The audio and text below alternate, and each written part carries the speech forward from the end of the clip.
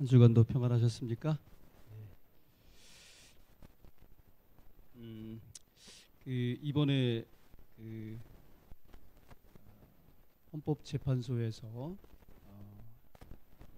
대통령을 탄핵하고 난 다음에 굉장히 이렇게 유튜브에 계속해서 이렇게 업로드가 되고 부각되는 인물이 있더라고요. 여러분도 잘 아시지만은 문형배라고 하는 헌법재판소 대행입니다. 근데 그분의 그 이야기를 들으면서 참 청렴결백하고 오늘날 이제 보통 시민들이 가지고 있는 보통 이제 그래도 좀 그냥 살아가시는 평범한 사람들 기준으로 볼 때 재산이 한 3억 정도 된다고 그럽니다. 그래서 자기는 4억이 조금 안 되는 그런 돈을 가지고 있는데 조금 평균보다 조금 더 많이 가지고 있는 것 때문에 부끄럽다고 그렇게 표현을 하더라고요. 그리고 그분이 그렇게 공부할 수 있었던 것은 김장하라고 하는 이제 한의사신가 그런 분이 계신가 봐요. 근데 그분의 도움으로 그렇게 이제 고등학교 2학년 때 그분을 만나가지고 이렇게 이제 공부도 하고 지금 이렇게 이제 재판관이 될 수 있었다고 하는 그런 이야기를 했습니다. 근데 그분의 이야기를 들으면서 세상이 정말 보면은 다 사리사욕에 집착하고 자기 잘 되기만을 바라는 그러한 사람들도 정말 대부분일 수 있겠지만은 그러나 어떤 곳에서 자기 일을 충성스럽게 그렇게 성실하게 해내가는 그런 사람들이 있더라고 하는 것이죠. 그런 사람들 때문에 이 사회가 유지되고 있구나라고 하는 그런 깊은 감동을 받을 수 있었습니다. 우리도 재림 성도로서 뭐 사실 이 세상에 있는 우리 재림 성도들 누가 뭐 알아주기는 합니까? 이렇게 알아주지 않잖아요. 그래도 우리가 믿는 그 소신과 또 이 신념을 따라서 우리 주님 앞에 내게 맡겨진 일들을 성실하게 감당하고 내 하루 삶을 잘 감당해 간다면 있는 그곳에서 우리가 소금과 빛의 역할을 잘 감당할 수 있으리라고 생각이 됩니다. 그것이 바로 우리 하나님께 또 영광을 돌리는 길이라고 생각이 되고요. 다시 한번 우리나라가 지금 힘들고 어려운 때예요. 정말 기도가 많이 필요한 때라고 생각이 됩니다. 그래서 우리 나라를 위해서도 또 정치 지도자들을 위해서도 정말 우리가 기도할 때마다 빼놓지 않고 기도해 주시면 대단히 감사하겠습니다.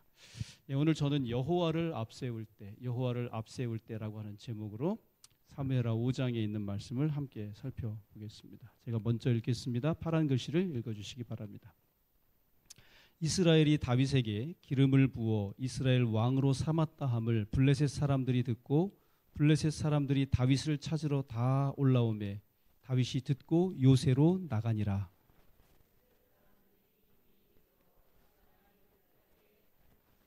다윗이 여호와께 여쭈어 이르되 내가 블레셋 사람에게로 올라가리이까 여호와께서 그들을 내 손에 넘기시겠나이까 하니 여호와께서 다윗에게 말씀하시되 올라가라 내가 반드시 블레셋 사람을 내 손에 넘기리라 하신지라.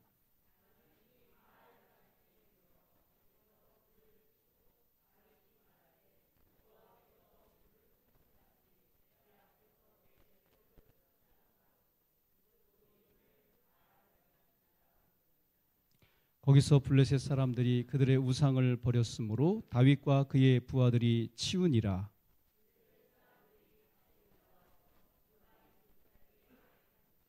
다윗이 여호와께 여쭈니 이르시되 올라가지 말고 그들 뒤로 돌아서 뽕나무 숲을 맞은편에서 그들을 기습하되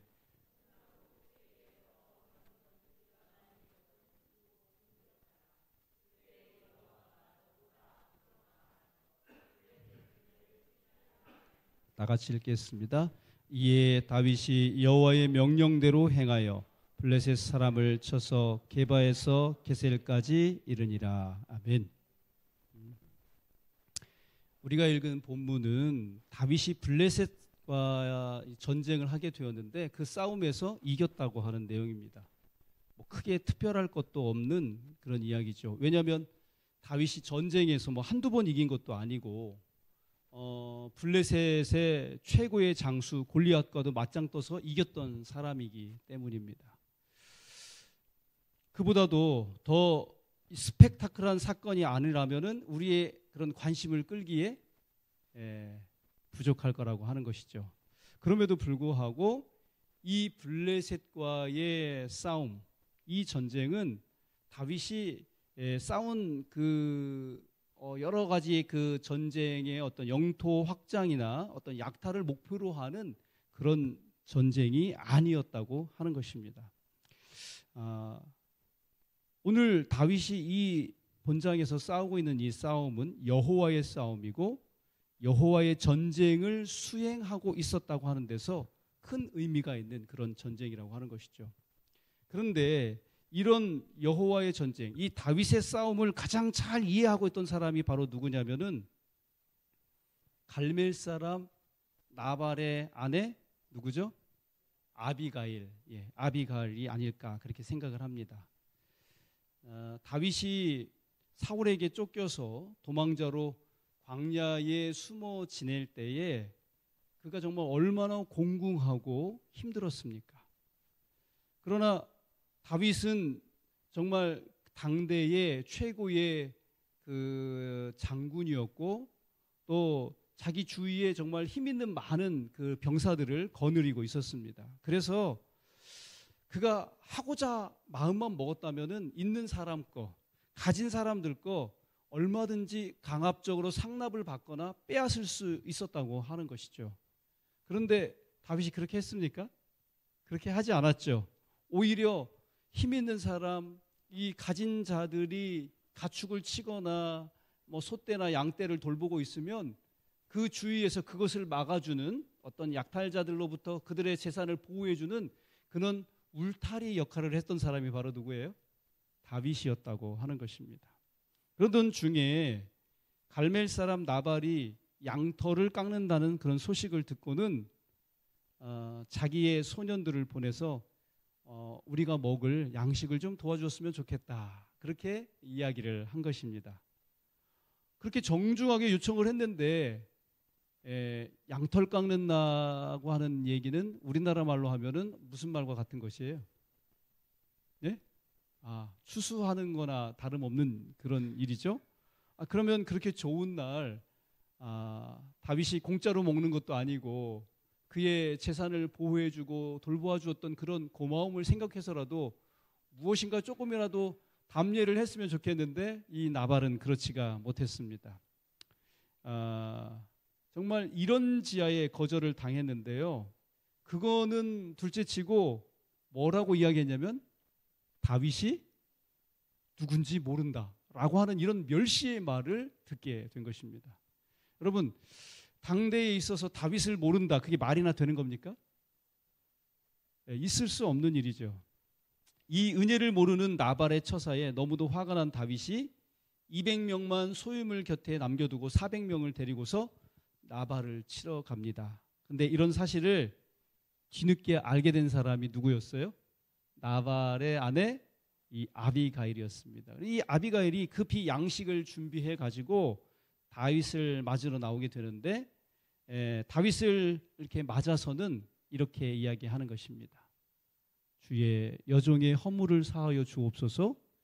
여호와께서 반드시 내 주를 위하여 든든한 집을 세우시리니 이는 내 주께서 여호와의 싸움을 싸우심이요 내 주의 일생에 내 주에게서 악한 일을 찾을 수 없음이니이다. 아비가일이 여기 이렇게 다윗에게 간언을 하게 되었을 때 이 말을 딱 듣고 나서 이 한마디 말을 듣고 나서 다윗이 나발을 치러 가는 그 길을 발걸음을 어떻게 했어요? 멈췄다고 하는 것입니다. 여호와의 싸움이 무엇이었기에 다윗은 한 여인 이 아비가일의 이 말을 듣고 분노하여 복수하려던 그의 마음을 진정시키고 냉정을 되찾게 되었는데 이게 도대체 무슨 연으로 이렇게 되었느냐 하는 것입니다. 여러분, 여호와의 전쟁, 여호와의 싸움이 도대체 무엇입니까? 여기 여호와의 전쟁이라고 하는 것은 언약주이신 여호와께서 여호와의 백성들을 위하여 여호와의 땅을 위하여 여호와의 뜻을 세우시려고 여호와께서 주도하시는 전쟁이라고 하는 것입니다. 언젠가 언약에 관해서도 우리가 교과로 공부를 해서 언약에 대해서 우리 성도님들도 충분히 아실 만큼 아시지만, 우리가 언약이라고 하는 거에 대해서 좀 더 깊이 좀 이해를 하는 시간을 좀 가졌으면 좋겠다는 그런 생각이 있습니다. 언약주가 언약 종을 위해서 그가 힘들고 어렵고 필요한 상황에 있을 때 언약주에게 요청을 드리는 것, 이게 바로 무엇이냐면 기도라고 하는 것이죠. 그리고 언약주의 뜻을 묻는 것도 또 기도라고 할 수 있겠습니다. 이 여호와의 전쟁은 여호와 하나님께서 정말 주인이 되셔서 그 전쟁을 이끄시는 일이었기 때문에 다윗이 개인적인 감성으로 자기의 어떤 사사로운 유익을 위해서 복수를 한다거나 이렇게 할 수는 없었다고 하는 것입니다. 그래서 성경에 나타난 대표적인 여호와의 전쟁을 우리가 한번 찾아보면 어떤 것들이 있냐면 이런 것들입니다. 애굽에서 나올 때 이스라엘 백성이 그저 나오지 않았어요. 그죠? 예, 우리가 잘 아시지만은 여호와를 알지 못한다고 이야기했던 바로는 절대로 이스라엘 백성을 내보내려고 하지 않았다고 하는 것입니다. 그래서 하나님께서는 교만한 이 애굽 왕 바로와 또 그 나라의 그 우상들을 대항하여 전쟁을 벌이시죠. 그게 바로 뭐라는 거예요? 그들에게 내렸던 열 재앙이 바로 여호와께서 행하신 여호와의 전쟁이었다고 하는 것입니다. 그리고 이스라엘이 드디어 모세의 인도를 따라서 출애굽하고 홍해를 건너려고 하는 그 상황에서도 이 바로는 마음을 돌이켜서 그들을 쫓아가서 다시 붙들어 오려고 하지요. 그러나 여호와 하나님께서는 홍해를 가르시고 이스라엘 백성을 안전하게 걷게 하신 이후에 바로와 그의 군대를 어디에 수장시키셨어요? 홍해에 수장시키셨다고 하는 것입니다. 또 여러분, 이 여리고 함락 사건은 어떻습니까? 여리고 함락 사건은 어때요? 이스라엘 백성이 칼 들고 돌 들고 이렇게 활 들고 이렇게 싸웠습니까? 아니죠. 그들은 묵묵히 하나님의 명령에 따라서 여리고를 13바퀴나 돌면서 그리고 어떻게 했어요? 마지막에는 하나님의 이름으로 그들이 함성을 외치게 되었을 때 그 여리고 성이 무너져 내린 것을 우리가 잘 압니다. 그리고 여호수아의 기브온 전쟁 사건 또한 어떤 거라는 거예요? 여호와의 전쟁이라고 하는 것이죠. 그리고 한참 더 지나서 이 여호사밧이 이 모압과 암몬, 그 다음에 몇 마온 사람들이 모여가지고 이 여호사밧을 치러 오게 되죠. 그때 여호사밧이 어떻게 합니까? 선지자 야하시엘의 이야기를 듣고 어떻게 해요? 담대함으로 찬송을 부르면서 전쟁터에 나가잖아요. 그죠? 이 모든 일들이 다 여호와의 전쟁이었다고 하는 것입니다. 그래서 여호와의 이런 전쟁들을 살펴보면 뚜렷한 어떤 특징들이 나타나게 돼요. 첫째로는 일단 승리가 보장된다고 하는 것이고요. 우리가 잘 알지만 해와 달이 멈추기도 하고 심지어는 하늘에 멀쩡한 이 대낮에도 하늘에서 뭐가 떨어지게 만들어요? 우박이 떨어지게 만든다고 하는 것이죠. 그래서 기적을 하나님께서는 우리 입장에서 볼 때는 정말 기적이 일어나서 그 전쟁에서 승리하게 하는 놀라운 역사들이 있었다고 하는 것입니다. 그래서 여기 이 우박에 대해서 욥기서 38장 22절 23절에 보니까 이런 말씀이 있어요. 이게 욥에게 하시는 말씀입니다. 네가 눈 곳간에 들어갔었느냐? 우박 창고를 보았느냐? 내가 환난 때와 교전과 전쟁의 날을 위하여 이것을 남겨두었노라. 그러니까 이 하늘의 우박 창고는 하나님께서 전쟁의 날을 위해서 당신의 병기고를 이렇게 보관하시는 그러한 창고가 된다고 하는 것이죠. 하나님을 이 거역한 이 세상에 대하여 세상 역사의 마지막 때 하나님께서 또 무엇을 준비하고 계시냐? 7 재앙을 준비하시잖아요. 그러면 7 재앙 가운데도 보면은 뭐가 있어요? 마지막 재앙에 보니까 우박이 내리는데 그 우박이 얼마나 된다고 그래요? 무게가? 1달란트나 된다고 그러죠. 그죠? 계시록 16장 21절에 보면은 그렇게 이야기하고 있습니다. 그러니까 7 재앙도 하나님을 거역하고 대적한 이 세상을 향해서 벌이시는 여호와의 전쟁으로 보아도 과언이 아닐 거라고 하는 그런 말씀을 드리고 싶습니다. 그런데요, 이스라엘 백성들이 이 이방 나라들과 전쟁을 벌일 때 특별히 여호와의 전쟁이라고 하는 명목으로서 당신의 백성들에게 이렇게 당부의 말씀을 주신 것이 신명기 20장에 보면은 전쟁을 앞두고는 다음과 같이 하라는 그런 말씀을 주셨어요. 첫째로는 제사장을 초청해가지고 말씀을 듣는데 여호와께서 너희와 함께 계시니 겁내지 말고 두려워 뭐하지 말라? 떨지 말라. 이게 신명기 20장의 내용이 다 그런 내용입니다.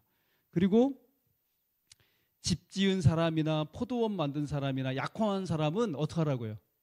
집에 가라는 거예요. 전쟁하러 가지 말고 그런 사람들은 집에 가라. 이렇게 이야기했습니다. 그리고 그런 이후에 마지막으로 유사들을 통해서 호소를 했는데 뭐라고 그랬냐면 혹시 아직도 무섭고 두려우면은 그런 사람은 어떻게 해도 좋다고요?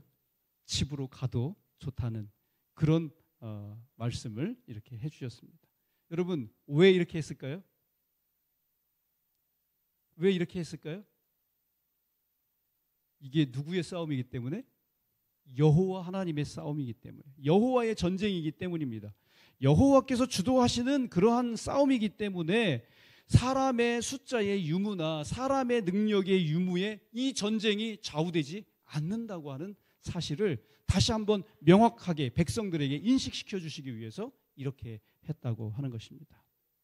그런데 여러분 이 부분에서 이런 여호와의 전쟁에 관한 권고하는 이런 말씀과는 너무나도 대조되는 한 왕이 있어요. 우리 지난 작년에 사무엘상 공부할 때 했었는데 자주 언급했던 사람 누구죠? 그렇죠. 사울이죠. 사울 왕입니다. 사울 왕은 블레셋과의 전쟁에서 바다 모래같이 많은 적진의 숫자를 보고 그와 그의 병사들이 다 무서워 도망가거나 숨었다고 하는 것입니다. 그리고 그때 제사장 사무엘이 와서 그들을 위하여 설교할 참이었는데 그걸 기다렸어요? 못 기다렸어요? 기다리지 못하고 뭐라고 이야기해요? 자기가 부득이하여 어쩔 수 없이 뭐 했다고요? 제사를 지낼 수밖에 없었다 이렇게 변명을 합니다. 여러분 사울이 이럴 수밖에 없었던 이렇게밖에 될 수밖에 없었던 이유가 무엇인 것 같아요? 사울은 여호와의 싸움이 무엇인지를 몰랐던 사람입니다. 여호와를 앞세우기 위하여 여호와께 묻고 기다렸어야 되는데 이 사울은 전혀 그럴 생각도 없었고 그런 의지도 없었다고 하는 것이죠.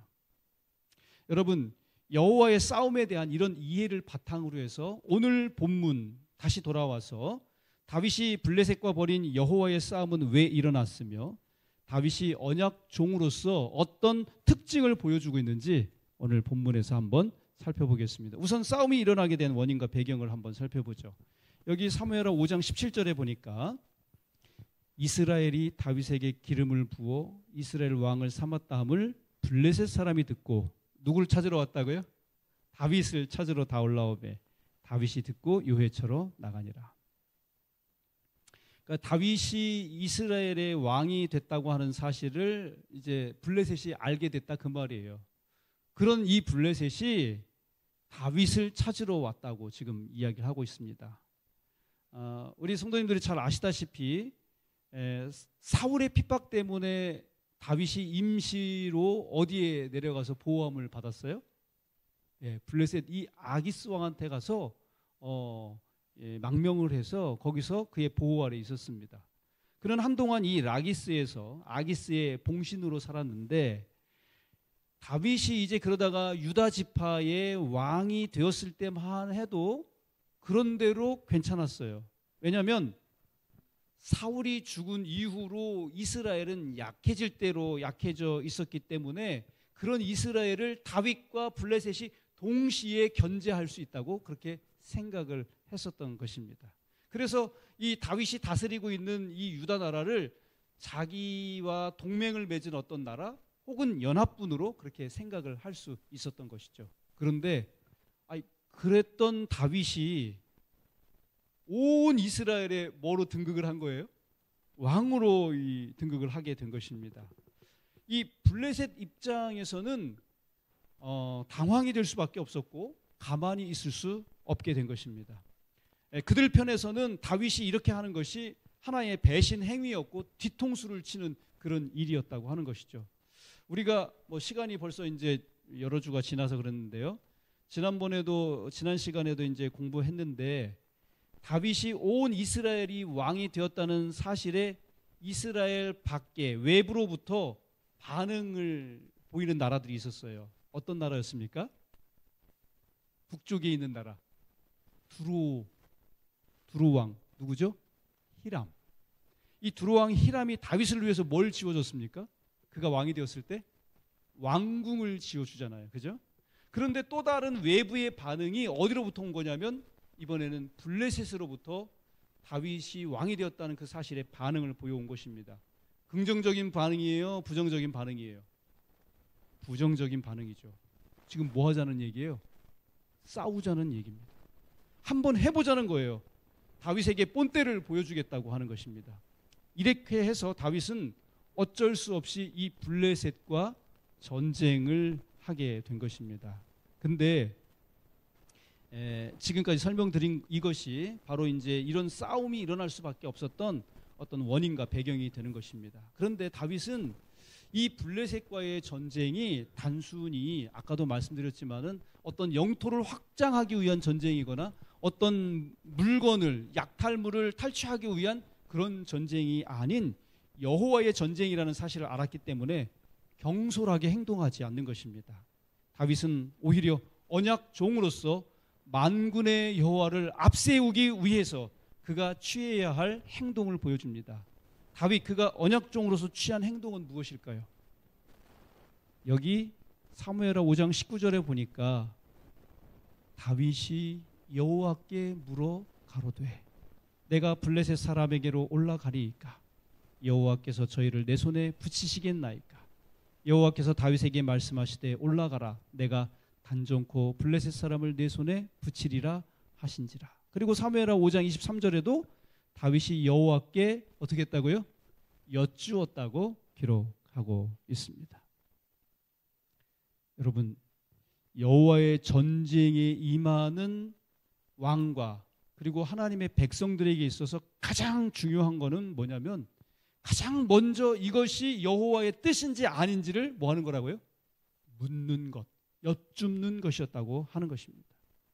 다윗은 여호와께 물음으로써 여호와께서 이 전쟁에 주도적으로 임하실 것인지 이 전쟁이 여호와의 전쟁으로서 백성에게 승리를 주실 것인지 그러므로 겁없이 두려움 없이 떨지 않고 출전해도 되는지를 묻고 있었던 것입니다. 더욱이 다윗은 만군의 여호와인 이 언약주께 묻는 일을 한 번으로 그치지 않았다고 하는 것입니다. 이 포기하지 않고 끈질기게 쳐들어오는 이 블레셋을 보면서 그는 여호와께 또 묻고 또다시 여쭈었다고 하는 것입니다. 그리고 그가 두 번째 다시 물었을 때 다음과 같은 답을 얻게 됩니다. 사무엘하 5장 23절 24절 다윗이 여호와께 여쭈니 이르시되 올라가지 말고 그들 뒤로 돌아서 뽕나무 숲을 맞은편에서 그들을 기습하되 뽕나무 꼭대기에서 걸음 걷는 소리가 들리거든 곧 공격하라. 그때에 여호와가 너보다 앞서 나아가서 블레셋 군대를 치리라 하신지라. 그래서 다윗이 확신을 가지고 여호와의 명령대로 행하게 되는 것을 여기 보게 되는 것입니다. 오늘 다윗이 그가 통일 이스라엘의 이 초기 시절에 이 블레셋과 첫 전쟁을 치르는 가운데 그가 이 전쟁을 여호와의 전쟁으로 인식하고 우리에게 보여주는 그 교훈은 잠옷 크다고 하지 않을 수 없습니다. 여기 우리가 명백한 교훈을 얻을 수 있는데요. 그는 여호와께 묻기만 하지 않았다고 하는 것입니다. 그는 여호와께 첫 번째로 물었고 두 번째는 뭐 했다는 거예요? 응답을 받았다는 것이에요. 그리고 세 번째로 확신을 가지고 순종했다고 하는 것입니다. 여러분, 우리가 기도했는데 어떤 일을 확신을 갖고 행하지 못하는 이유가 어디에 있습니까? 여러분 기도 많이 하시죠? 근데 기도했는데도 뭔가 우리가 액션을 취해야 되는데 어떻게 해야 할지 모르고 또 확신도 없을 때가 있다고 하는 것입니다. 그거 왜 그래요? 뭐 때문에 그래요? 응답을 내가 이것이 틀림없는 하나님의 뭐다? 응답이다 라고 하는 어떤 그런 확신이 없기 때문이라고 하는 것입니다. 예, 내가 드린 기도가 정말 올바른 기도인지 더 나아가 응답은 받았는지 모르기 때문에 무엇을 해야 할지 하더라도 확신도 없이 하는 경우가 있다고 하는 것이죠. 예, 우리 서천교회 성도님들께서 정말 여호와의 언약 종으로서 우리가 무엇인가를 하고자 했을 때 이것이 진정 하나님의 뜻인지를 응답을 주님께로부터 직접 들을 수 있는 그런 경험들을 갖게 되시길 간절히 바랍니다. 예, 그리하여 우리가 우리에게 주어진 많은 일들을 정말 확신을 가지고 자신감을 가지고 당당하게 하나님의 일을 행하실 수 있는 믿음의 귀한 자녀들 다 되실 수 있기를 주님의 이름으로 축복합니다. 끝으로 여러분 우리가 싸워야 할 이 세상에서의 여호와의 전쟁은 어떤 것일까요? 우리 성도님들께서는 우리가 지금 이 땅에서 우리가 싸워야 할 여호와의 전쟁이 있다면 그것은 무엇이라고 생각하십니까? 예, 첫째는 영혼을 구원하는 선교 사업이라고 생각이 됩니다. 예, 이것이야말로 우리가 우리 하나님을 앞세우고 우리가 치러내야 할 여호와의 전쟁이라고 하는 것입니다. 예, 그리고 둘째는 선악간의 싸움이 벌어지고 있는 우리의 마음입니다. 그죠? 우리의 마음이 참 전쟁터가 될 때가 참 많이 있어요.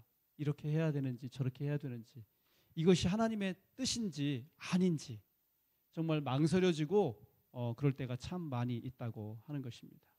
그런데 오늘 하나님께서는 우리가 이러한 모든 순간에 우리의 생각과 우리의 판단대로 할 것이 아니라 여호와의 뜻을 먼저 묻는 주의 자녀들이 다 되기를 원하신다고 하는 것입니다. 우리가 요 며칠 전에 그 새벽기도 시간에 부조와 선지자를 읽었는데요. 거기 보면 여호수아 이야기가 나옵니다. 여러분 기브온 족속들 알죠?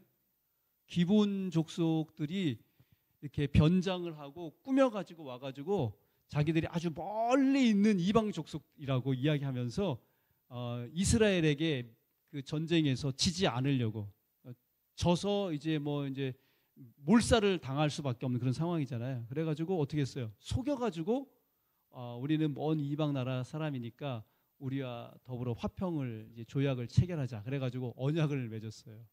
근데 거기 보면 여호수아가 어떻게 했어요? 여호와께 묻지 않았다고 했죠. 그러니까 언약 종의 의무를 이행하지 않았던 것입니다. 그런데 나중에 여러분 보세요. 나중에 그 이스라엘 백성들이 그 사람들이 가까이 있어가지고 자기들을 속였다는 사실을 알게 됐죠.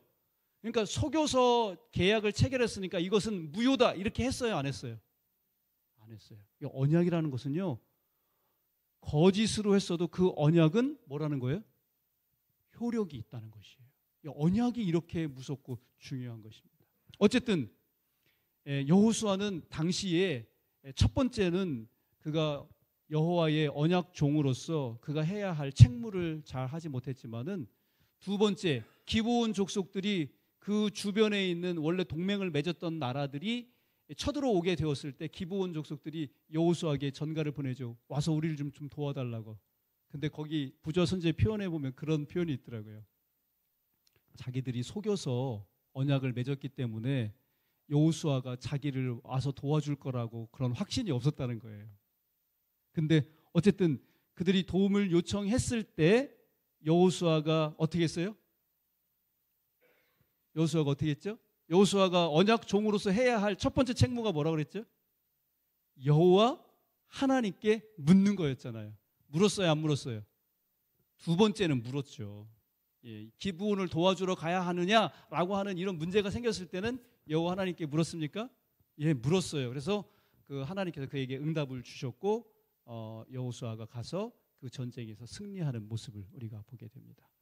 예, 오늘 저는 말씀을 줄이면서 우리 서천교회 우리 모든 성도님들께서 하나님의 여호와의 언약 종으로서 우리에게 주어지고 맡겨지는 여러 가지 책무들과 또 일들이 있을 때마다 먼저 하나님께 묻는 여호와의 종들이 다 되시기를 간절히 바랍니다.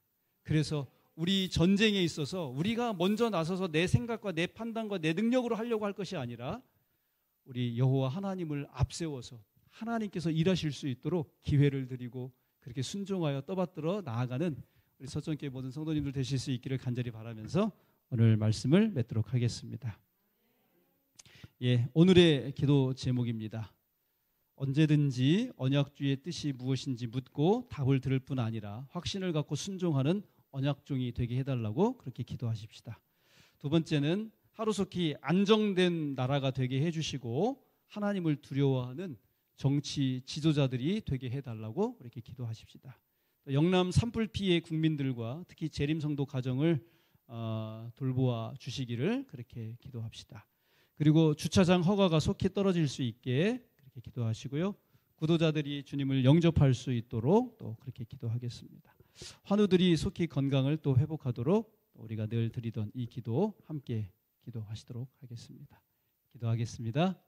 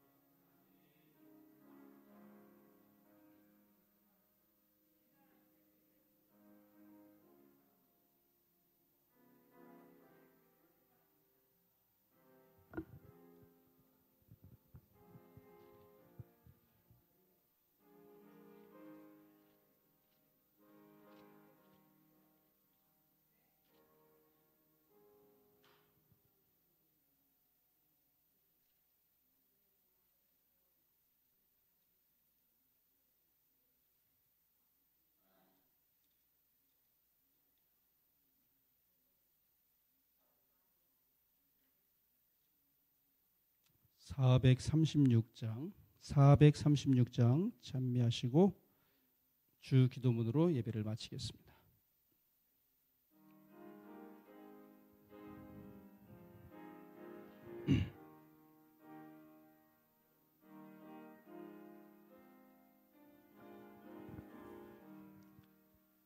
주 닮기 원해 주 닮기 원해 주를 닮기 원하네 저 하늘 번영 가는 날까지 주를 닮기 원하네 주 예수 따라 주 예수 따라 주를 따라가겠네 저 하늘 번영 가는 날까지 주를 따라가려네 하늘에 계신 우리 아버지시여 이름이 거룩히 여김을 받으시오며 나라의 마옵시며 뜻이 하늘에서 이루어진 것 같이 땅에서도 이루어지이다. 오늘날 우리에게 일용할 양식을 주옵시고 우리가 우리에게 죄 지은 자를 사하여 준 것 같이 우리의 죄를 사하여 주옵시고 우리를 시험에 들지 말게 하옵시며 다만 악에서 구하옵소서. 나라와 권세와 영광이 아버지께 영원히 있사옵나이다. 아멘.